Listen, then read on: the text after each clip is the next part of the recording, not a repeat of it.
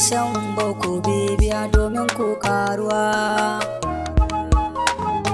Barkanmu da saduwa a wannan lokaci mai annishuwa da kuma farin ciki a gare ni, domin kuwa ina tare da ku kamar yadda aka saba a wannan fili namu na Moment with Bilki Sambo.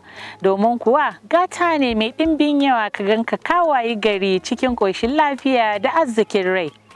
Kamar kullum yau ma za mu duba me yake tashe, wasu irin yanayi ake ciki a daidai wannan lokaci. Ina so in yi magana akan shaye-shaye. Rayuwar tamu ta dawo wani iri. Drugs ya riga ya taking over matasanmu, walau maza walau mata. Me yake kawo haka? Rauni ne na tarbiyya, ko kuma al'umma ce, ko kuma dai abokai ne da suke sanya hali ya canja ga mutum, ko ma yaya ne dai wannan abu ya dawo abin kash da kuma addu'a a koyaushe. Domin yau arewacin ƙasarmu na Najeriya ta dawo ba namiji ba mace, kowa kawai sha yake, ko kuma in ce matasan yanzu sha suke. Abin ya yi muni, wani lokaci akan ɗauki laifi a damƙa wa iyaye. Ni ko a ganina wani lokacin ba iyaye ba ne. Iyaye ba za su taɓa son 'ya'yansu su kauce hanya ba, ba za su taɓa son 'ya'yansu su yi abin da zai taɓa tarbiyyan da suka gina wa waɗannan yaran ba, ko kuma mutuncin su kansu iyaye. Amma kuma yaran yanzu, 'ya'ya mata, ina kunyanmu yake, ina kawaicinmu yake?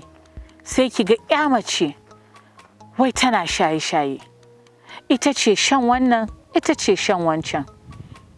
Duk lokacin da mutum ya sha wani abu, tunaninsa kushewa yake yi, yakan tashi babu hankali, kuma zai iya aikata kowane irin mummunan abu a wannan lokaci.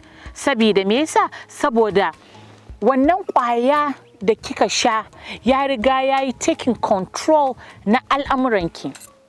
To kuma za ki iya aikata zina, za ki iya aikata sata, za ki iya ƙarya, za ki iya duk wani nau'i na zunubai yana tattare gare ki. Kuma yau idan kika yi aure, ya taɓa miki wannan ɗin ƙoyin aihuwanki. Wannan ba ni na faɗa ba, research na likitoci ya tabbatar. Saboda ƙwaya ta riga ta yi illa, ta riga ta lalata wannan ƙoyi na halitta da yake wannan ɗin aihuwa. Idan yau kika kasance kina shaye, wani irin gudunmawa za ki ba al'ummanki?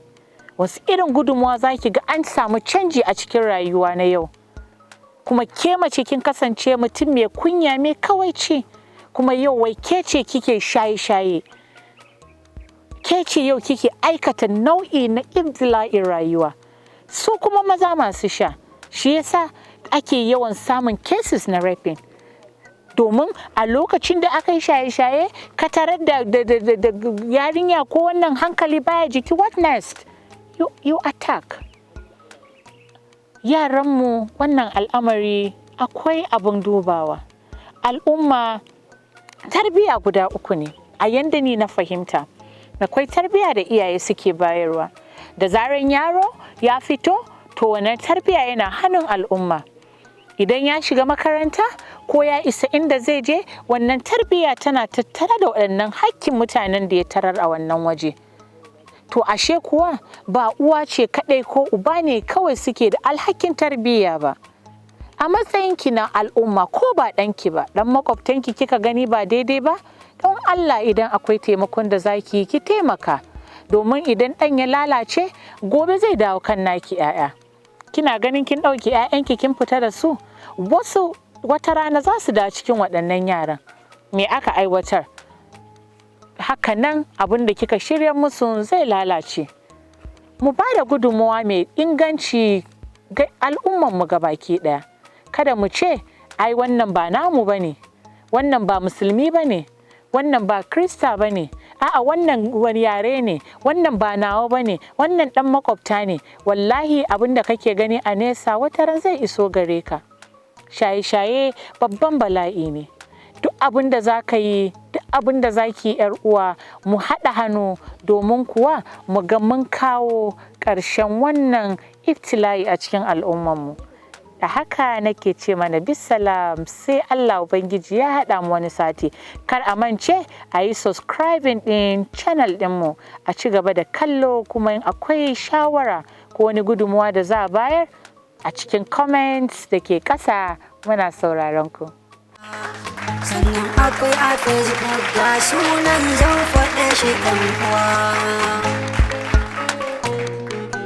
Moment with Bilki Sambo ku bibiya domin ku karuwa. Search Moment with Bilki Sambo on YouTube, Instagram and Facebook. Ku nemi Moment with Bilki Sambo a YouTube, Instagram da Facebook.